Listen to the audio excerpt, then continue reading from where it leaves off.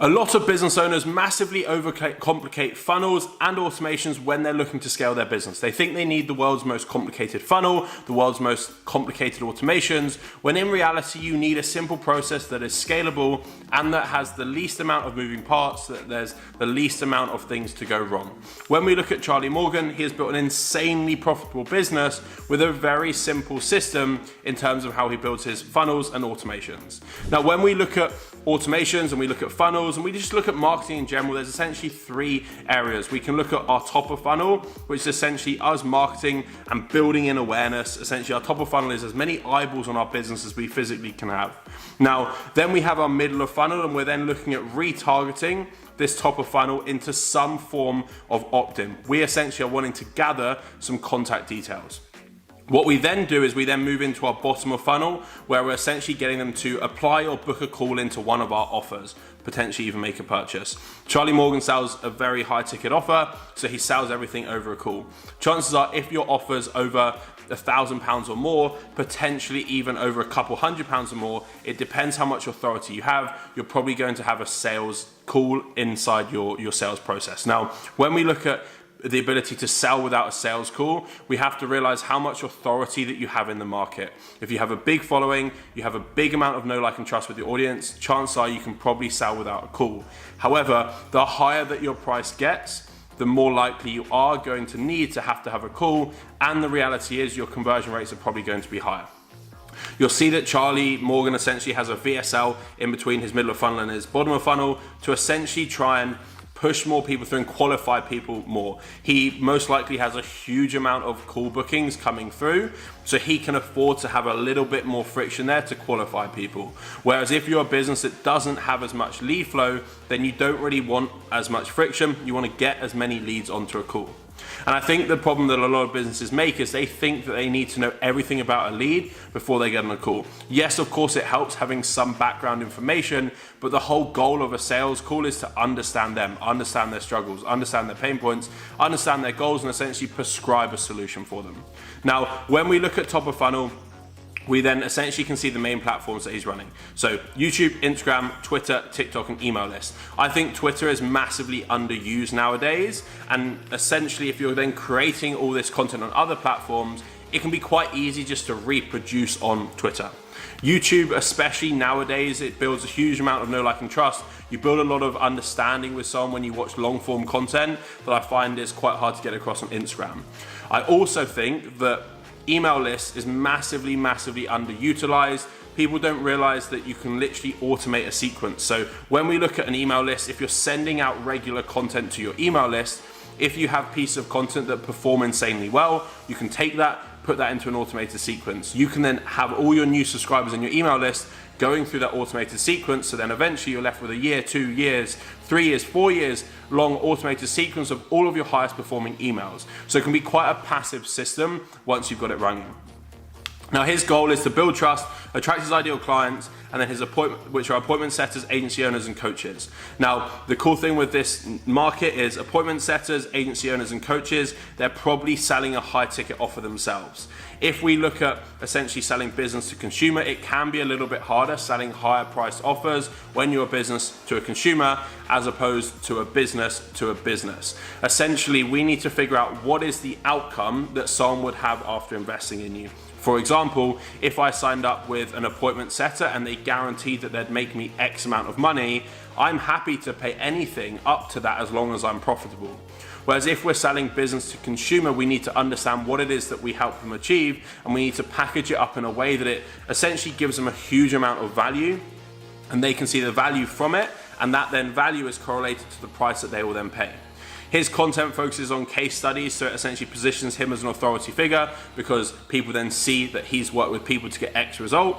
He positions it on personal results, so again, it shows and validates that he is actually successful. Value, so how-tos, reframes, mindset shifts. So again, it then shows education-based content. And harsh truths. Harsh truths and pattern interrupts. Chances are they're probably going to have the highest chance of essentially getting traction because people see the harsh truth in it, and it's potentially a little bit more quote-unquote clickbaity. But you'll notice that his content in general is very much based around value. It's not necessarily him around driving around with this glitzy lifestyle, showing off this lifestyle, or posting like viral clips is very much based around essentially value. Now, his Instagram, you'll see here, he has a big following on Instagram, and essentially his Instagram, he's posting clips. He's not really posting loads of like in-depth videos. He keeps that for YouTube, and chances are with his Instagram and his TikTok, he's mainly repurposing content from like live talks that he's done, so it shows that he's an authority figure. But you'll see that he's very, very heavy on client results. You'll see all of his highlights are essentially client results, so then it means that if he's then running ads, people then come through onto his page, they then essentially land on it, then they're instantly hit with client results, which then sell them even more. He will then have essentially appointment setters off the back of this, which then essentially pick up conversations with new followers and people who are engaging with his content. But a big thing here is he then understands how much YouTube, when people are on his YouTube, clearly he gets a big amount of sort of sales from that, right? So his YouTube, clearly what he finds is when people are consuming his YouTube content, they're more likely to then invest into him. They're more likely to book a call, and when they book a call, they're more likely to invest large amounts of money. So you'll notice that his YouTube, essentially link in bio, funnels straight, his Instagram, link in bio, sorry, funnels straight to YouTube.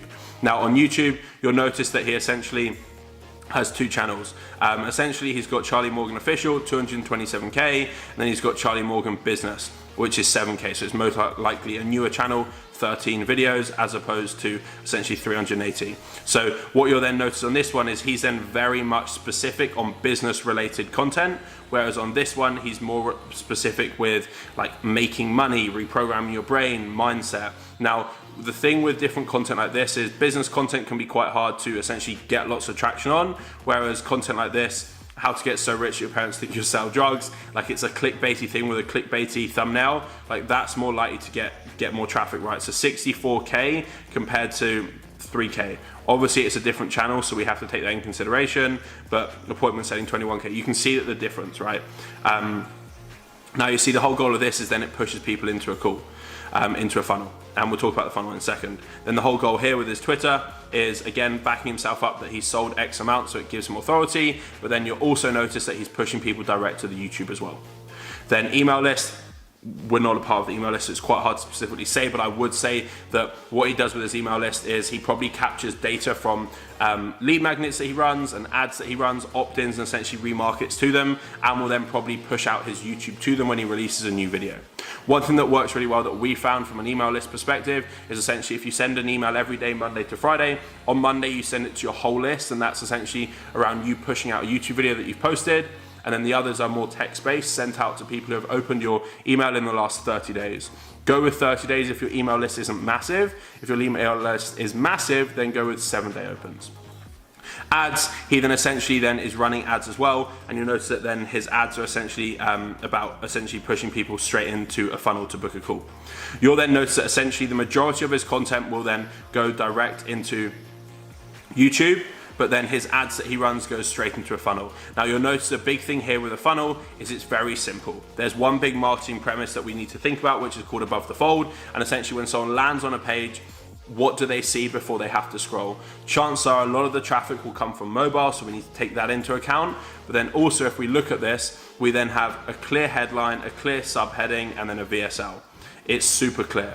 Potentially it could work even better. I'm sure he split tested it, having a call to action here as well. So then having a call to action that they can click straight away without having to scroll. It then means that we have a heading, subheading, VSL, and call to action all above the fold. So you'll then notice that he calls out one specific person, so he speaks to someone instead of everyone, so marketing agency owners, coaches, consultants, and course sellers. Then he essentially calls out someone specific again, discover how we can guarantee you 20 plus high ticket clients in the next 180 days.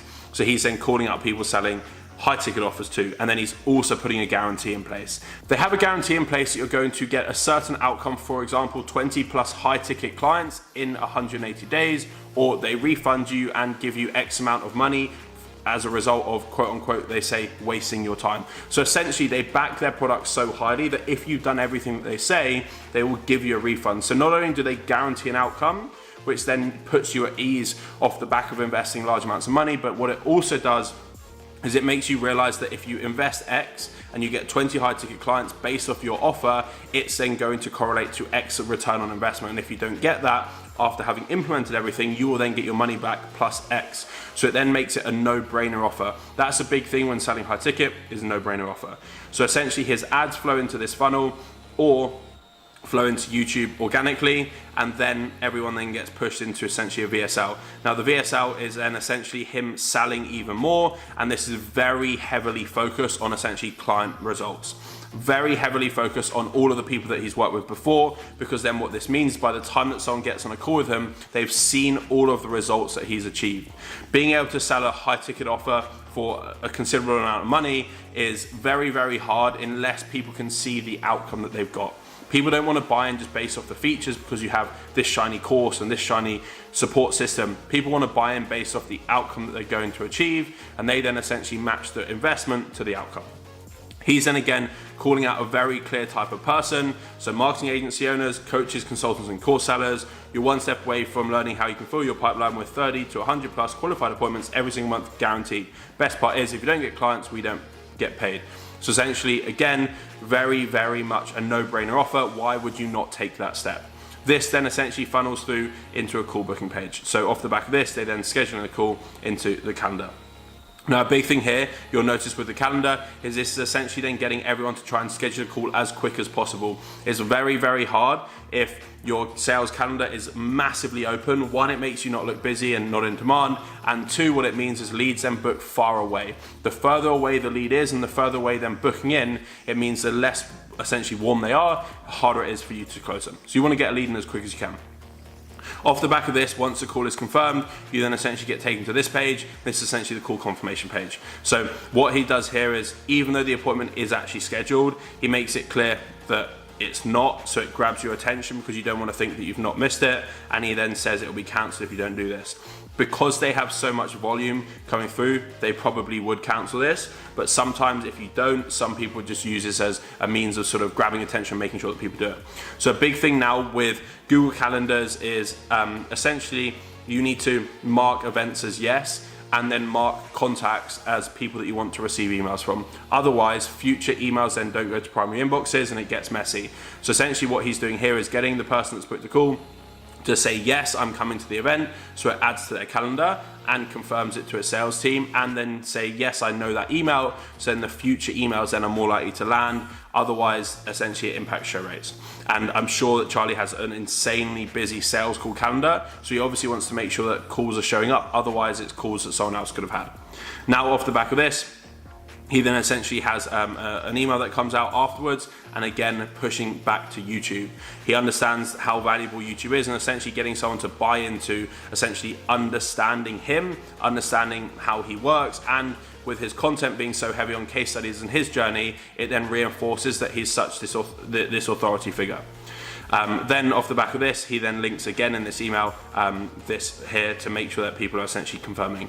Off the back of this, he then spams a huge amount of client results and testimonials, like a huge amount, all reinforcing essentially big wins. 340K a month, 100K a year, 35K a month. He's then essentially getting people to, at this point, watch all of these before the call, and by the time that they get on the call, they are essentially bought into his ecosystem. They like him through his content and they've watched a lot of long form. They then also essentially see all of the client results on his journey, and then they've watched even more of his content too. So the whole goal of this is that people don't just book a call and they wait. They're essentially warmed up the whole time up until the call. They're not just being sat there. And I think one thing with, like, when using setters and appointment setters, if they're booking calls in the DMs, once a call's booked, instead of just leaving the conversation and making it feel quite transactional, just like you were just trying to get them booked in for a call and then stop, have something that you have a little discussion afterwards, or send them some content to watch before the call, so that not only they stay warm, but it seems less transactional, like you're just trying to get the call booked in.